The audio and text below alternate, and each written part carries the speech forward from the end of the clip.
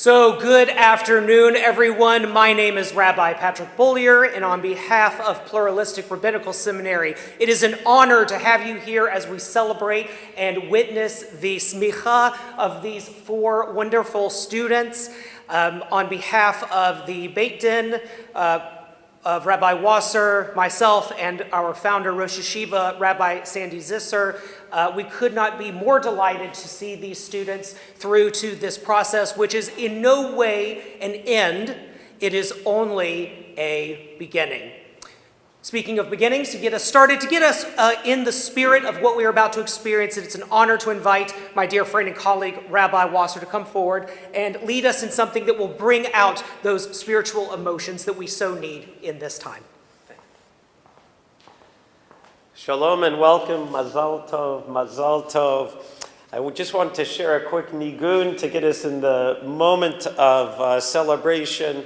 Today marks, according to the psalmist, Shiru Ladonai, Shir Chadash, Shiru Ladonai Kol Haaretz. It's the day for us to begin hearing a new song from new rabbis here in our community.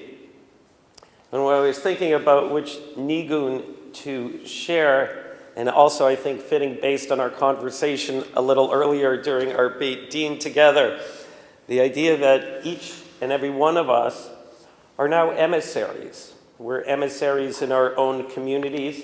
We're emissaries in our own space. And we each have something unique to contribute. So allow me to share what is referred to as the Rebbe's Nigun, and please feel free to join in. Again.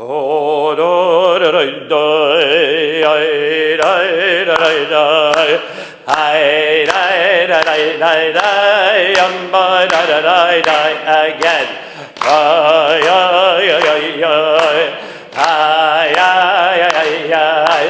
ay, ay, ay, ay, ay, ay, amba, da, da, da, ay, ay, ay, ay, ay, ay, ay, ay,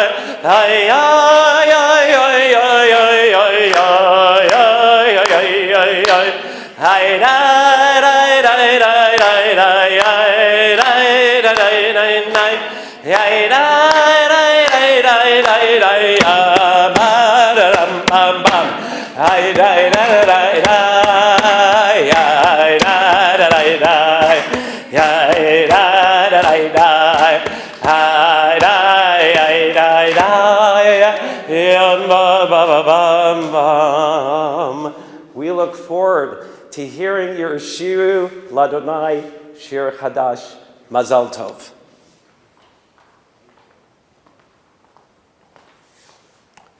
So in just a moment, I'm going to be introducing my very dear friend, as I mentioned, our Rosh Yeshiva, our founder of this Pluralistic Rabbinical Seminary, Rabbi Sandy Zisser. But for now, you have to hear from me a little bit. So my name is Rabbi Patrick Bollier. We're friends here. You can call me Rabbi Patrick. And I have the honor of having a very unique role here at PRS. Now, of course, everything at PRS is unique. All of our students are unique. Our educators who have joined us today are unique. Our alumni are unique. But we have something in our program that I'm so thrilled to work on every single day with God's help and with, of course, the permission of our director, which is the Innovation Program.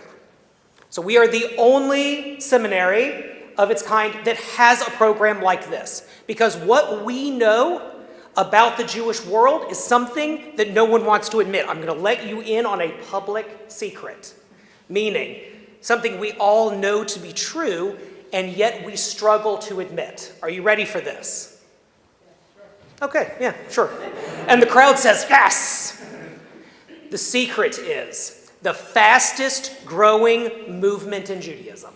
And by that I mean the fastest growing Jewish identity. If you want to be on ahead of the curve in terms of what is happening Jewishly in America and outside of the United States, where do you want to be? Do you want to be Reformed, Conservative, Orthodox?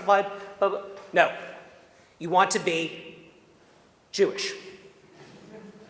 Jewish. Because, as some of our rabbis have noticed, you do have someone who sends you a message, Rabbi, I was raised conservative, I'm a conservative Jew, and I want to have an interfaith wedding.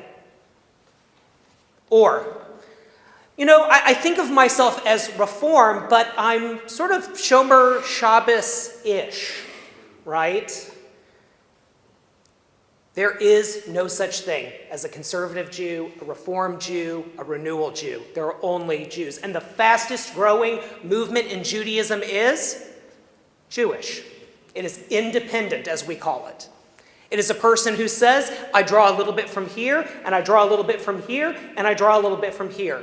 I go to Israel, and I learn some customs. I'm going to wear white on Shabbat, right? I go to this city, and I see that, oh, there's a minyan that I really enjoy, and they do drum circle. Okay, that's me. And here at PRS, you get to have that moment, because you get to learn from all of these different kinds of rabbis, all these different kinds of educators, all of these people who have different kinds of SMICHA, or not, and who practice their own way. And that is being Jewish. The fastest growing movement in Judaism is independent, and we are independent. However, there's something about that that confuses people, and I'm here to clear that up. Independent does not mean pushing away. Independent does not mean building something that excludes. It means building a bigger tent, inviting more people in. And so my role as part of that in the innovation program is to help with a SMICHA that is about what you are actually going to do in the world. What is your rabbinic passion? What is your career? What excites you? It could be that you just wanted to learn Torah Lishma. Wonderful. Great. It's nice to have people who want to learn for learning's sake. But it could also be that you are the descendant of conversos, and you are interested in building a program where you can have more Jewish resources in Spanish. It could be that you're a part of a marginalized community, and you want to build Jewish community in that way, and you have a vision for that. It could be that you are someone who has their foot in multiple kinds of worlds, a very established type of world, but also in a group like ours, something that is upstart, something that is fresh, something that is exciting. And so you want to have a place there. It could be you're already rabbi, meaning you're already the person that people go to when someone needs to be married, or sadly, someone needs to be buried. And people look at you and they go, you are my religious leader, title or no title. But it's nice to learn. So maybe you're like our friend Marcia here. This represents, of course, all of the students that we have here, but only one dimension of them. So my job, which is so fun, is I get to say, okay, so bippity boppity boom, you're a rabbi. Now what? And so I get to help these students with figuring out what that's going to be. Is it a nonprofit? Is it a business? Is it translating text? Is it going to conferences? What are you going to be when you grow up? And friends, over the years, we have seen some amazing things happen. We are growing very quickly in Australasia. Would have thought. There's a need. There's a need for rabbis in Australia, New Zealand, and throughout Asia. We're growing there. Who would have thought? We would have thought. We have people who have been Jewish educators their whole life. And finally, they find something that works for them. Because they have this cool idea. Because they have a community of people that are ready for them. We even have rabbis whose home congregations say to them, you may not be our rabbi yet, but when you are ordained, you will be our rabbi. And we will do whatever it takes to have you. That's innovation. That's progress. That's moving forward. And it's moving forward with a big tent philosophy. So I get to do that. That's what I get to wake up and do. And I cannot tell you I have the coolest job in the world. So to these students, Christina, Martin, Marcia, Donald, thank you. Thank you for the opportunity to have a job. Thank you for having that job be to innovate in the Jewish world through you. I will admit, when I turned 40 a few years ago, and more importantly, when I realized my son was turning 21, I decided I don't really have anything new to offer to the world. But darn it, I'm going to teach. I'm going to teach. I'm going to teach these people, how do you start a business? How do you file an LLC? How do you start a nonprofit? How do you fundraise? How do you think through something? How do you take that idea that you have and make it an idea that people want? Or even better, how do you understand what other people's needs are and meet them where they are? That is what we do at PRS. So to all of you who are here, who have said, maybe I could be a rabbi, right? I see this guy up here. Certainly, I could be a rabbi. Yeah. When this ceremony is over, we want to talk to you. Talk to our educators we have here. Sales pitch. You got to ABC, always be closing. But seriously, ask yourself, in the Jewish world, where do you find a place that is just Jewish? It's here, the PRS, serving the fastest global movement in Judaism, just being Jewish, and looking for spiritual leaders who will help you to get where you are going in life's journey. So, thank you again to our students. Thank you again to the Beit Din. Thank you to our esteemed colleagues who are here. Again, I am thrilled to welcome my friend, my colleague, our founder, Rabbi Sandy Zisser.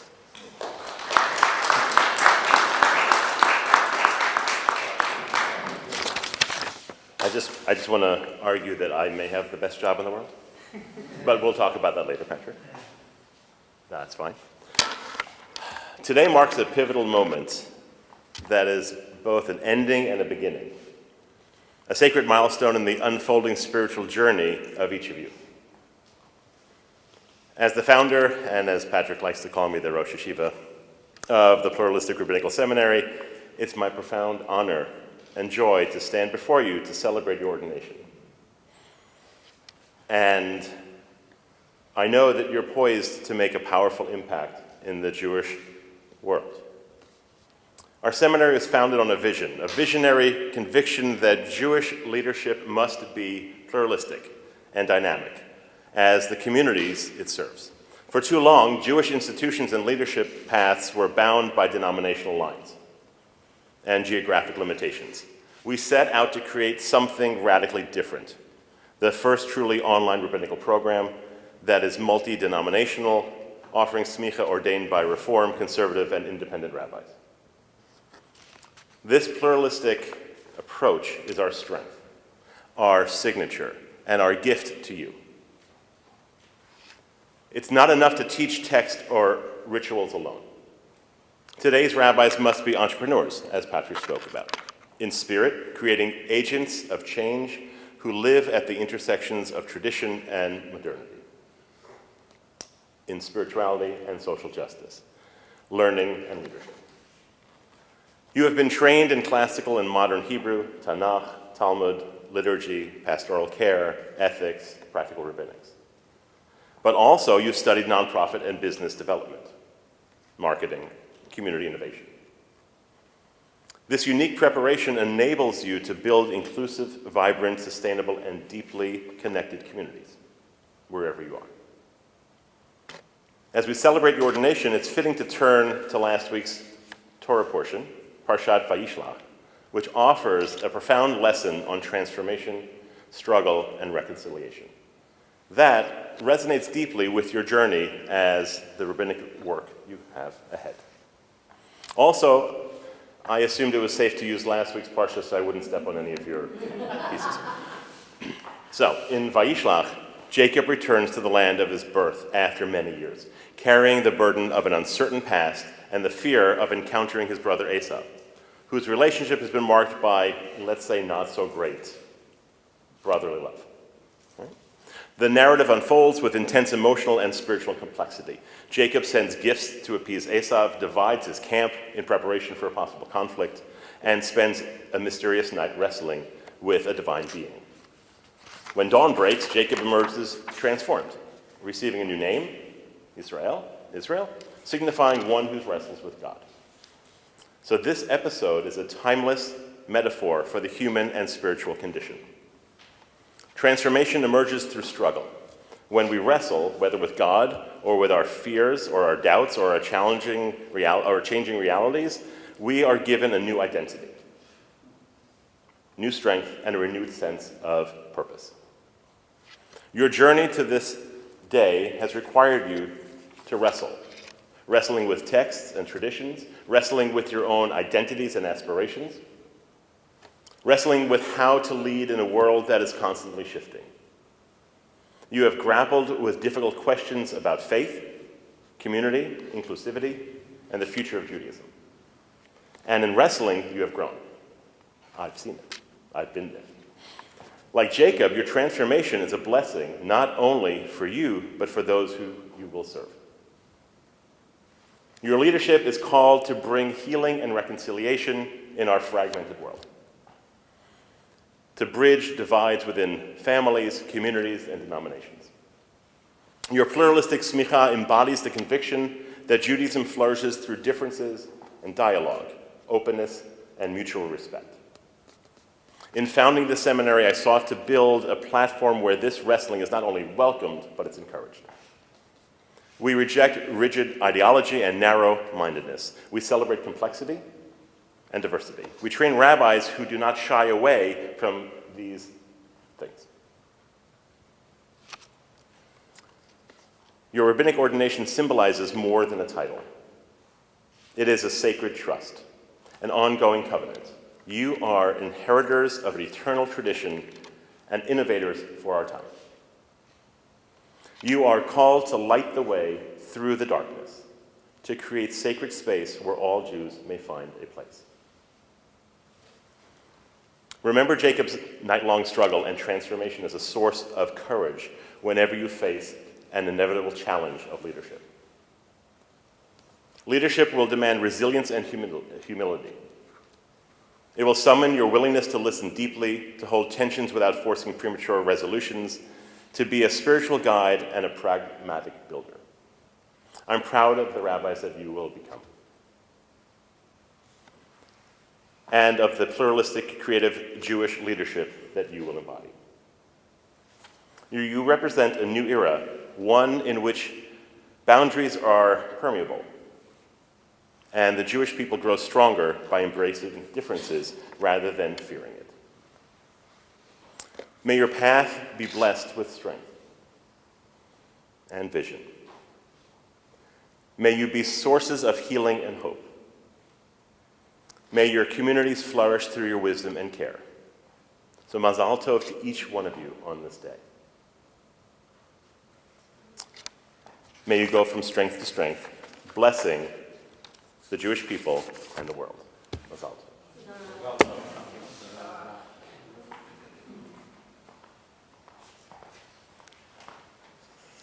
So in the spirit of how these students will appear as rabbis, we get a little bit of a taste of it.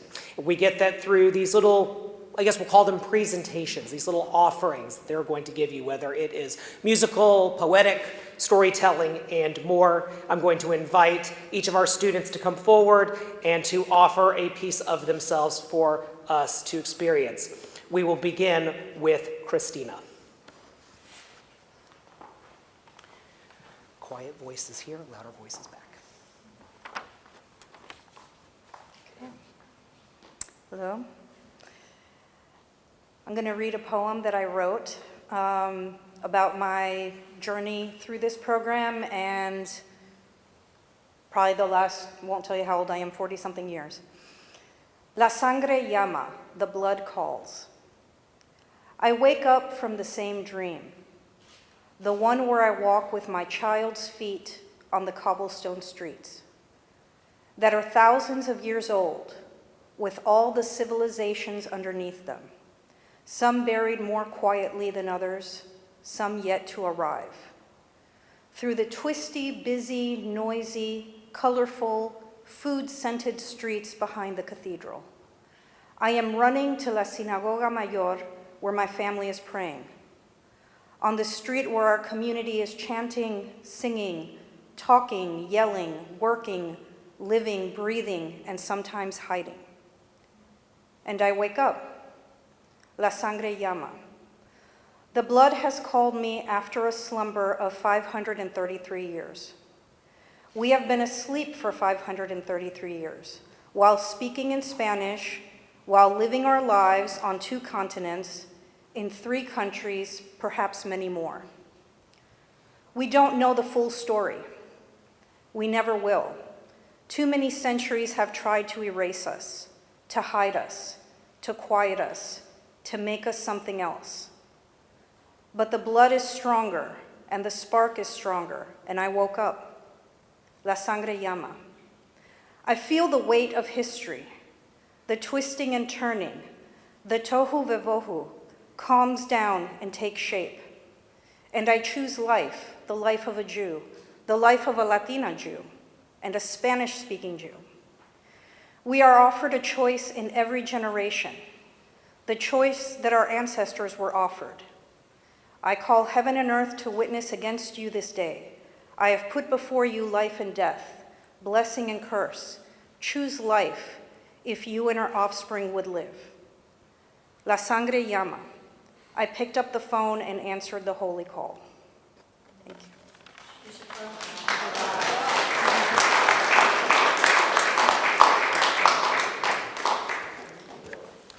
It is now an honor to invite Martin to please come forward. Loud voice here, quiet voice there.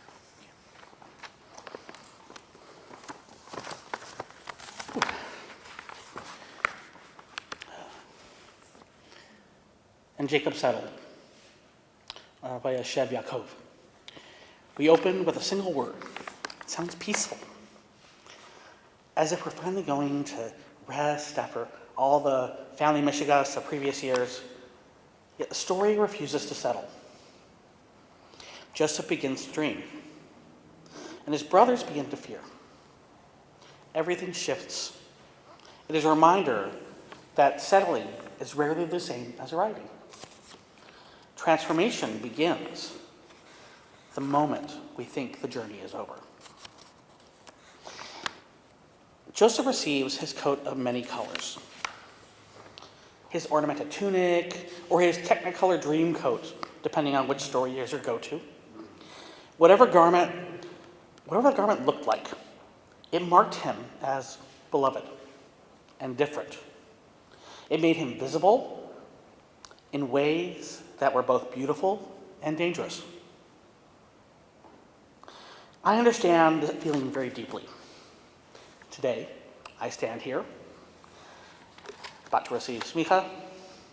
I know that I have worn many coats over the years. Queer, bi+, trans, husband, educator, activist, filmmaker, parent. Each color is a chapter, each stripe a memory. The coat has been torn, reclaimed, repaired, cherished. It is still mine. Joseph's journey begins here in Vayeshev. He does not yet understand who he is becoming. He knows only that he has dreams, and they matter. My own journey toward the rabbinate began similarly. Years ago at Shar Zahav, in the late 90s in San Francisco, I stepped into a community where I could breathe, before I even knew what it was like to breathe Jewishly. Then I went to the Davening Learning Training Institute. The DLTI is known in olive circles. It cracked me open. That was my pit. Not a place of despair, but the place where everything unnecessarily fell away until I could hear my own voice. And in that season of shedding and becoming, something unexpected emerged. Not in a classroom, but on a sidewalk. Open Shabbat, on folding tables with electric candles at the 16th and Mission BART Plaza. It's a transit hub for the San Francisco Bay Area. It became my caravan. Leading services for my unhoused neighbors was never perfect, never polished, but it was holy because we showed up for each other. We said Kaddish under streetlights. We shared food with strangers, with beloveds, with people whose names we never knew. The Bar Plaza was a place where belonging did not require any doors, and prayer did not need walls to welcome. It was where I learned that Shabbat is not a sanctuary we enter, but one we build with presence, with courage, with love. That work did not just shape me as a future rabbi. My congregation informed me that I already was one. So I would say, not yet. And then the Pluralistic Rabbinical Seminary became my Egypt. Not the Egypt of oppression, but the Egypt that Joseph experienced, where a person becomes the best part of who they are meant to be. A space and time that asked me not to merely to study, but to transform, and transform myself into a leader. A place that stretched me, challenged me, and invited me to lead from the fullness of my life. Not just from my books. Here, my coat was honored in all its colors. Not just tolerated, but celebrated. PRS did not ask me to have any of my well-worn coats and leave them at the door. Instead, it asked me to weave them together into a single garment of sacred leadership. It was here that the rabbinate became real, not something distant or reserved for others, but something I could step into.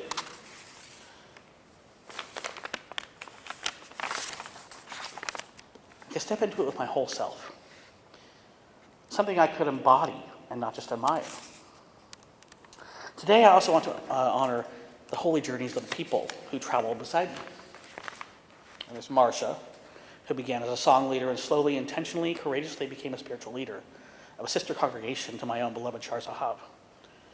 Her rabbinate is a song that keeps ripening. I'm grateful I walked this road with her. There's Donald, who has offered us a heart full of kindness and a family full of love. His drashes have lifted the cohort again and again. He teaches with a sweetness that reminds us of the Torah, what Torah sounds like when a person lives it rather than performs it. I'm grateful for his voice and has been a part of my formation. We also carry the memory of those we lost along the way. Their seats are empty in this room, but full inside our hearts. Their blessings stay with us. Lior, who was in our cohort up till last month with his sparks that light up any learning space, with his knowledge of Talmud. Brooke, with a depth of fierceness that always pushes our thinking forward. Stuart, with his thoughtful insights and kindness. Kim, with a continuous presence of Bedot that steadied many of us. They were all part of the story. A cohort is never only the people who make it to the finish line together. It is the people who shaped us while they walked beside us. Joseph's journey is not a straight line either. He moves from the pit to the caravan, to the house of Potiphar, to the prison, to the palace. Each place transforms him. Each place demands a new version of his courage. My journey to this moment has never been linear either, but it has been honest. It has been full of service. It has been full of people who believed in me when I did not always believe in myself. As I step towards SMICHA today, I know that the rabbinate I am entering is not about having all the answers. It's about presence. It's about showing up at the Bar Plaza for Open Shabbat. It's about guiding young people through their Torah service.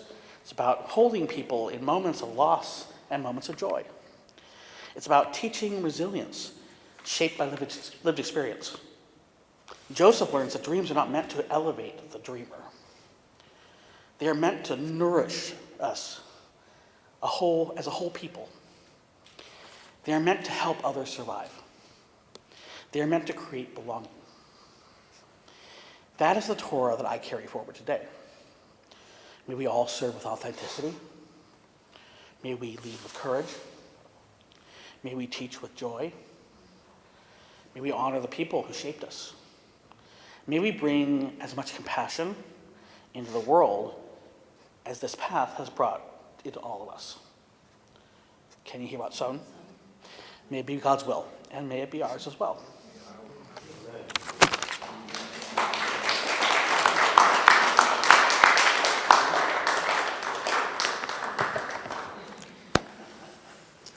Thank you, Martin. In addition, when Martin receives SMICHA, he will be the first recipient ever in the world to receive the LGBTQ+ Jewish Studies micro-credential, which is a new offering of Pluralistic Rabbinical Seminary. We are the only seminary in the world that offers something such as this. So a brief round of applause for Martin as our first student receiving this. And now it is an honor to invite Marcia to please come forward. So quiet here, loud here.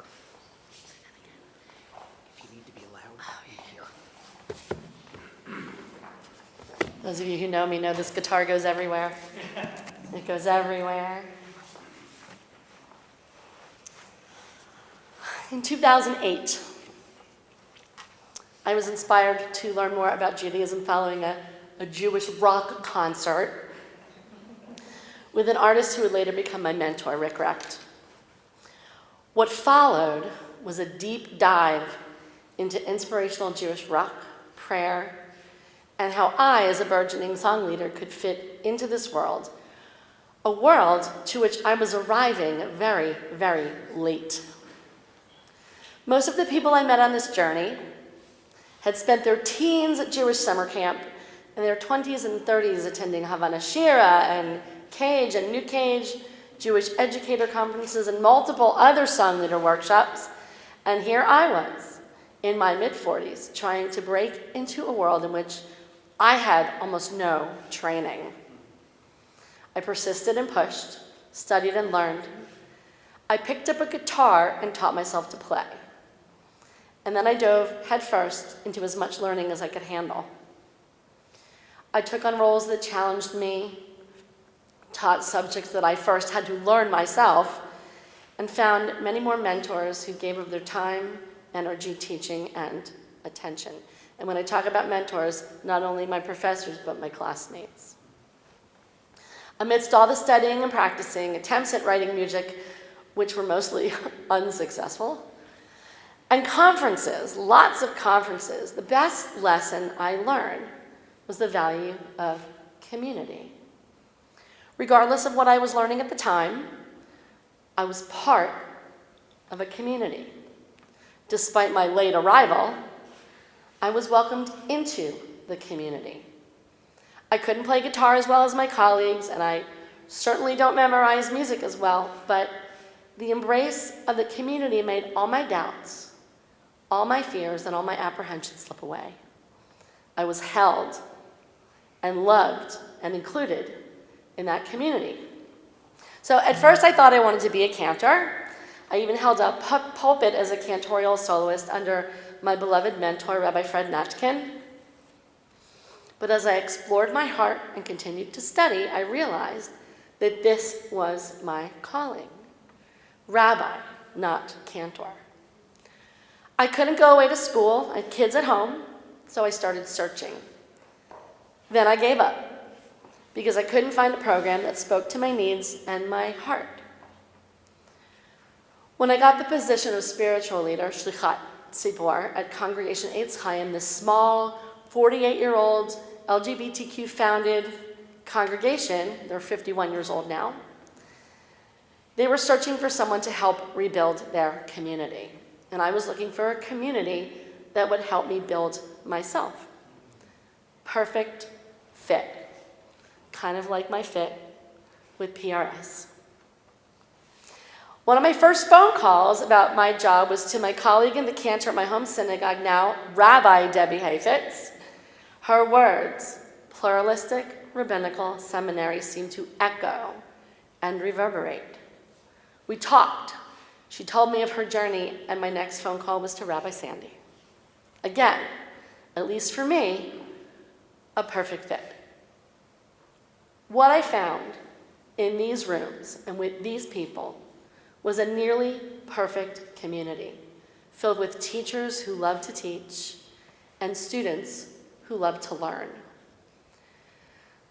I'm going to cry.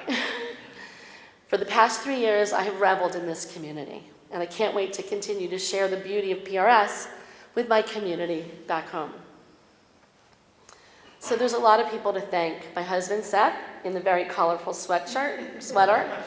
My kids, Sam, Evan, Zach, and Allie. My mom, Linda, who will see this later. And the rest of my family and friends for their incredible support over the past 3 years and even before. I couldn't have done this without you. To my classmates, Martin, who writes better than anyone on the planet. Lior, who is just the most spiritual guy. He dropped back into the next cohort. And Donald, and my new friend, Christina. Donald's Josh's always made us think and learn. You guys are the best, the best. To my treasured mentor, Fred Natkin, he supported me on this journey, taught me about Pirkei Avot, and never spared the advice, sometimes very pointed and real. And all of my professors along this road have gifted me with an incredible sense of community. Thank you.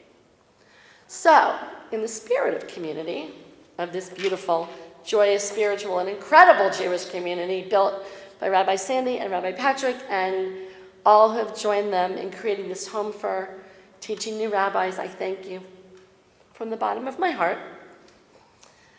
And of course, I have to sing. So I'm dedicating a song to all of you. It's written by Jewish folk singer Sue Horowitz, and it's called Holy Place. If I start to cry, just ignore me.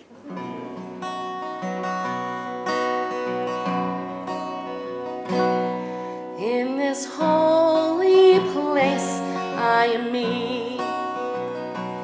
I can think, I can sing, I can breathe. In this holy place, I believe. In this holy, holy place. In this holy, holy place. In this holy place, there is you. And you teach, and you learn, and you do. In this holy place, you renew. In this holy, holy place. In this holy, holy place.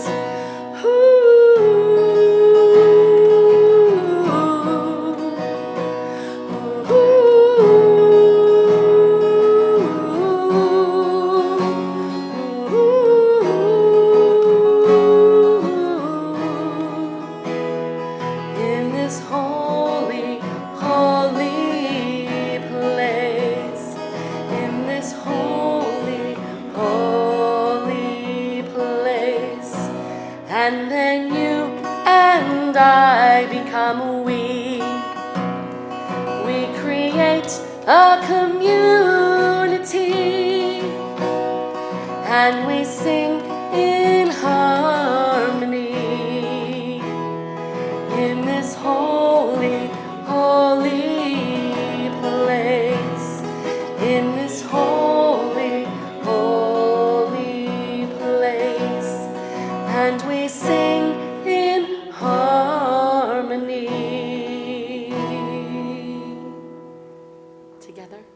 In this holy, holy place. In this holy, holy place.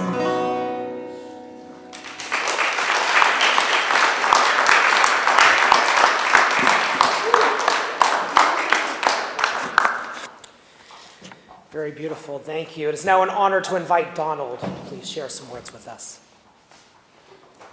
Come nice and close to the podium there. Thank you, Rabbi Patrick, but no thank you for having me follow Marsha's incredible, multi-talented sharing today. Let me just start by thanking all of my cohort mates. 2 cohorts.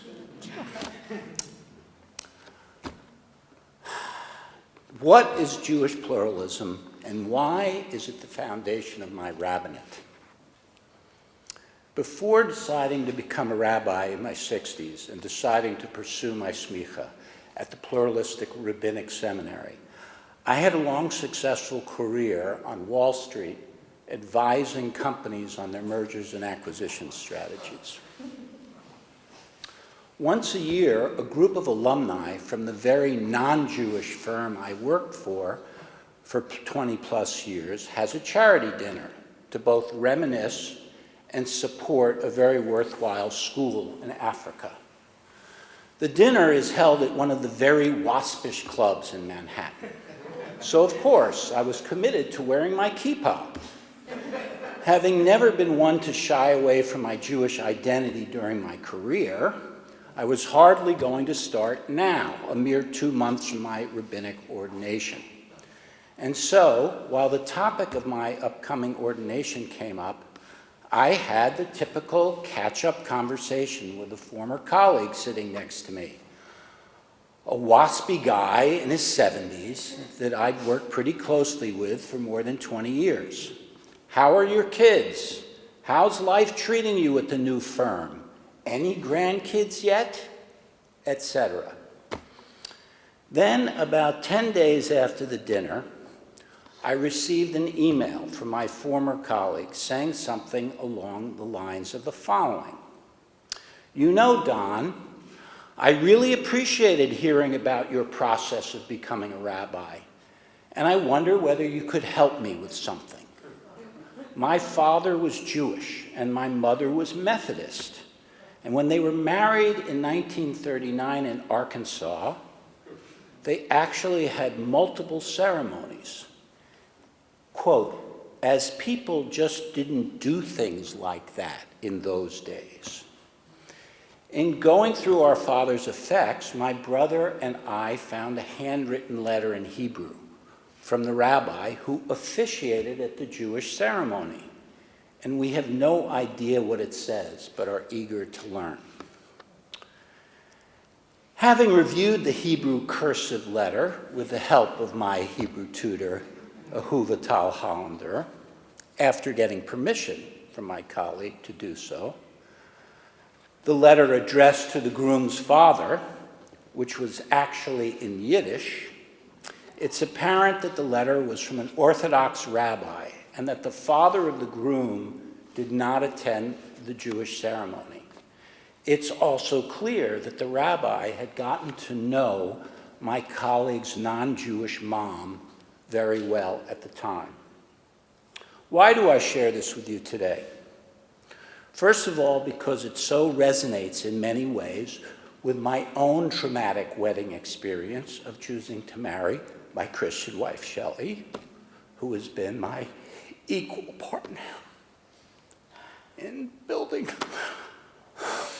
our Jewish interfaith family with 4 B'nai Mitzvah children for more than 42 years. And how easy it might have been for me to leave my Judaism behind in the face of the anger and hurt I felt for my parents' rejection of us on our wedding day. But even more because my colleague's family story is in many ways the essential, albeit frequently hidden, story of Jewish pluralism. When I enrolled at PRS 3.5 years ago, I thought Jewish pluralism was the nice idea of encouraging all Jews to practice their Judaism in whatever way they wanted, and actually encouraging that practice versus merely tolerating it.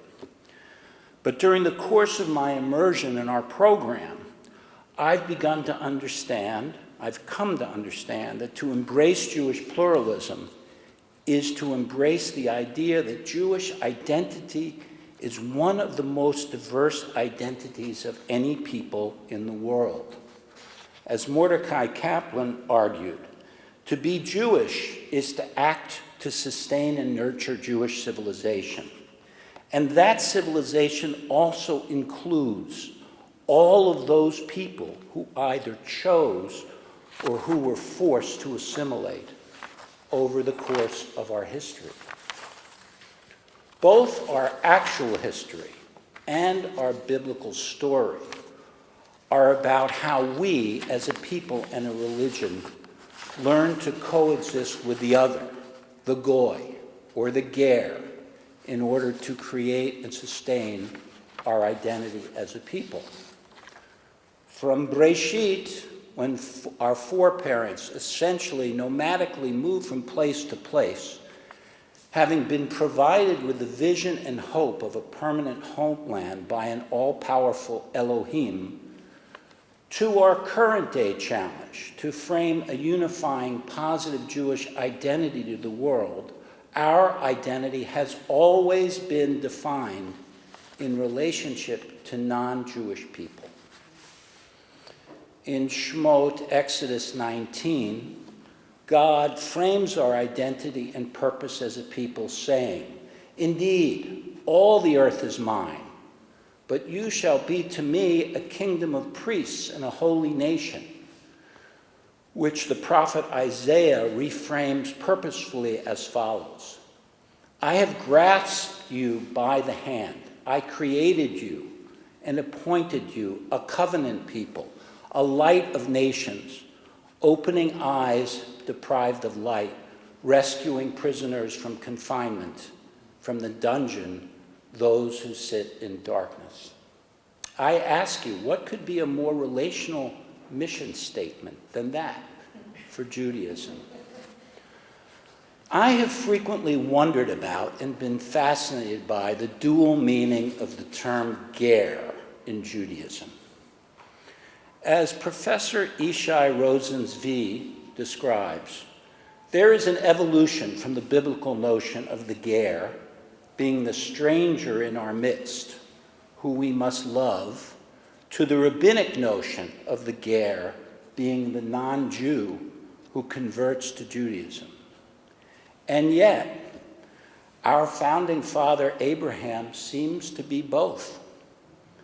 As he follows God's command to Lech Lecha, he is the ger living among others. Indeed, a ger toshav, as he negotiates for a burial ground for Sarah. But also, who could more define the traditional notion of the converting ger than Abraham, who over the course of his life radically alters his own belief system?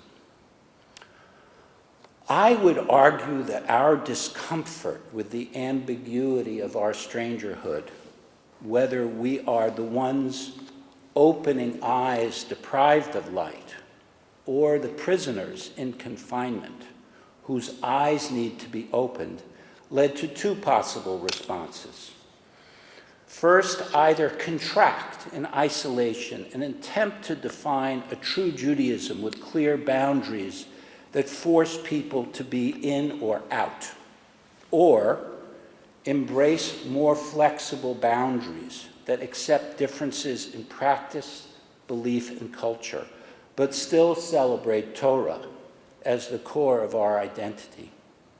For most of Jewish history, Judaism and Jewish communities in general opted to contract and isolate from the other, a pretty understandable reaction in the context of so much hostility from the nations in which we were the Gerim.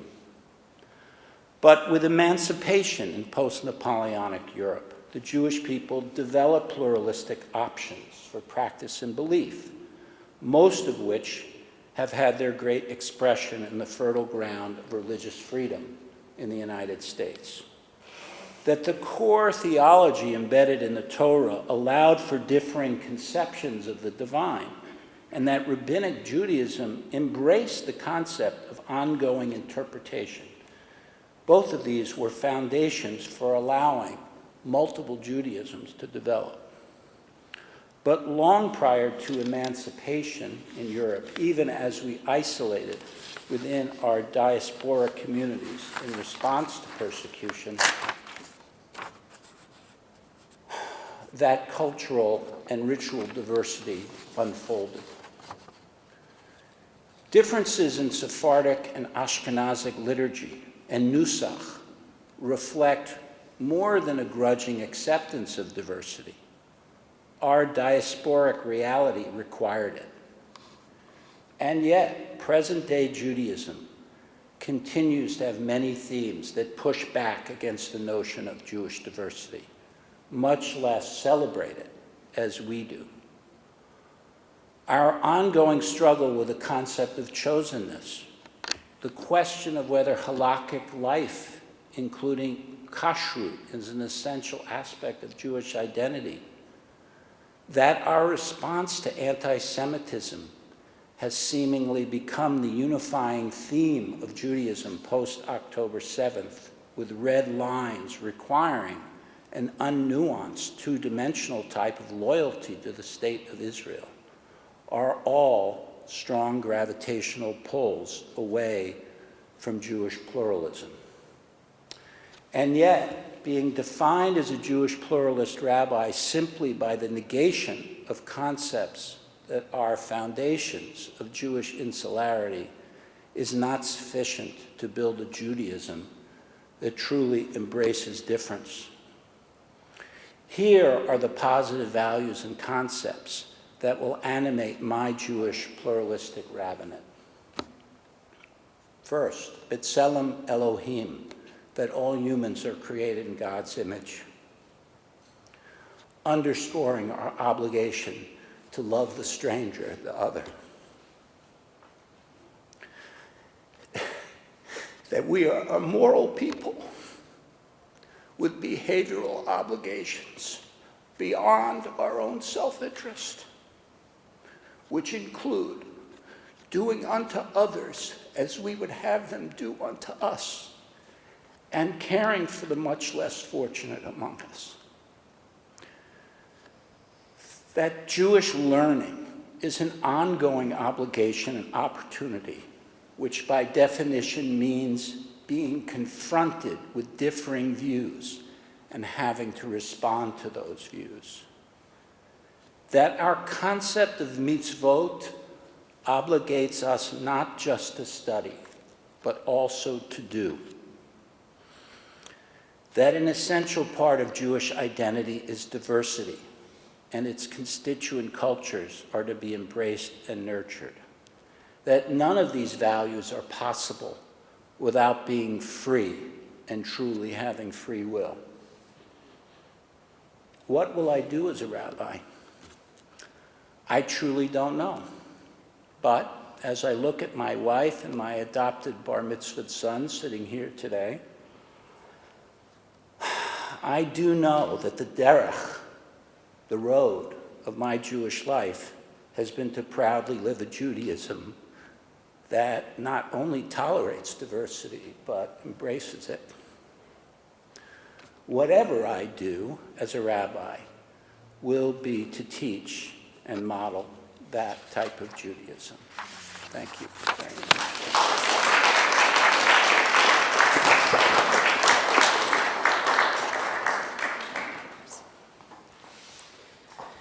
So Donald says, try having to go after Marcia. I would say try going after Donald. And I already have SMICHA, so me shaky knees here. We're now going to make a transition to the actual receiving of SMICHA, which comes from the Tanakh and was continued and brought back in the medieval period and now into modernity. I'm going to ask the students to please place your chairs up against the wall there and to remain seated. We will move this podium over, and I ask our rabbis to please take your positions. I think maybe our photographer knows how to the wheels. Shimmy it? Okay.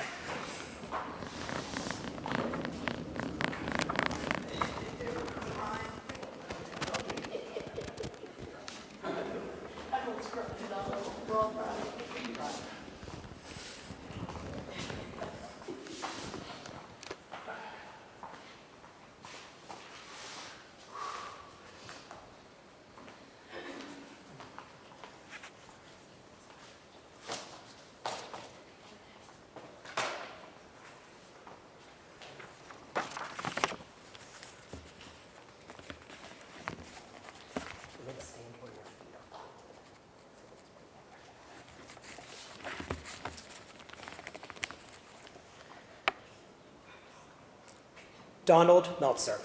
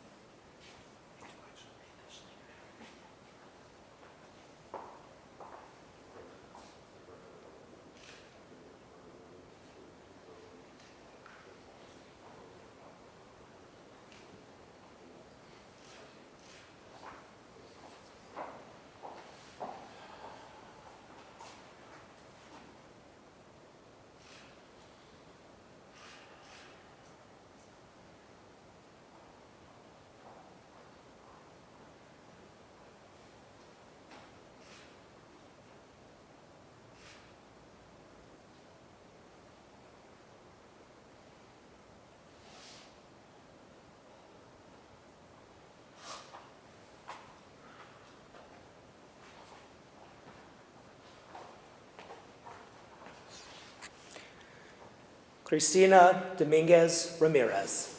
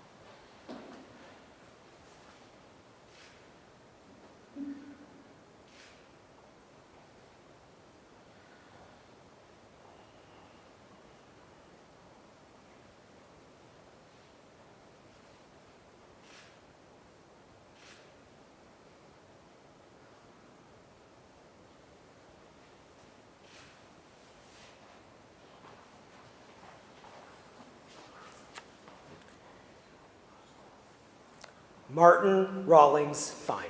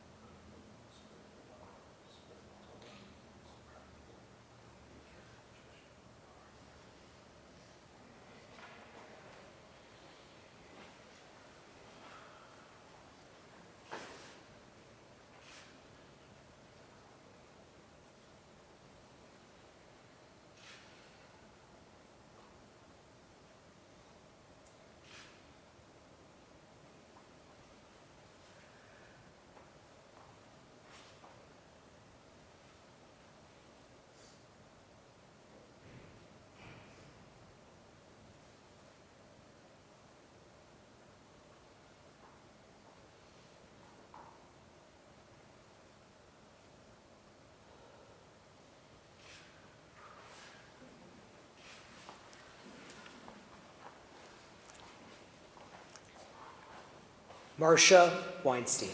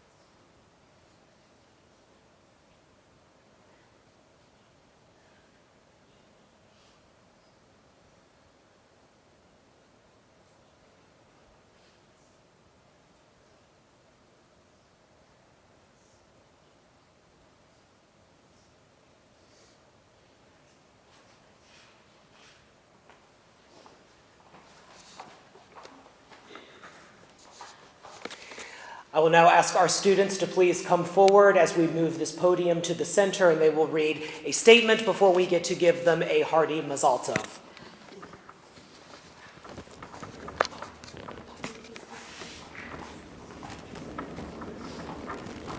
Are we doing a particular order? Nope, together. Together. Oh, together. Yeah, Okay. together.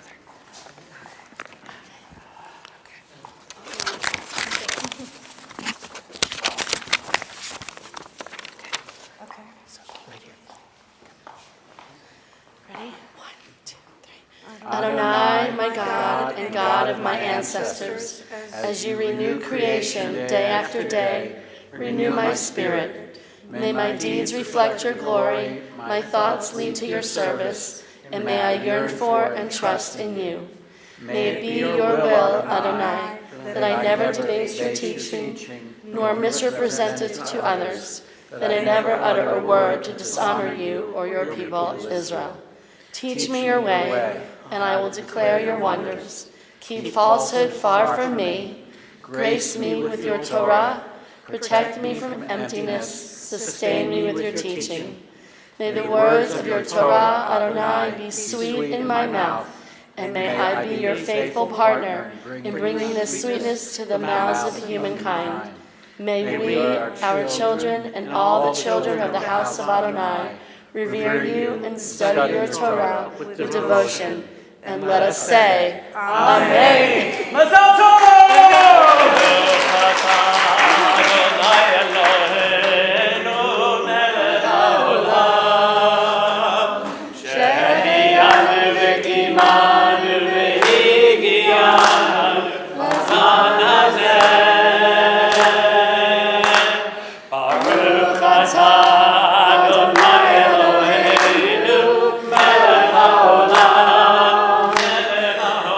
Shechianu v'kimanu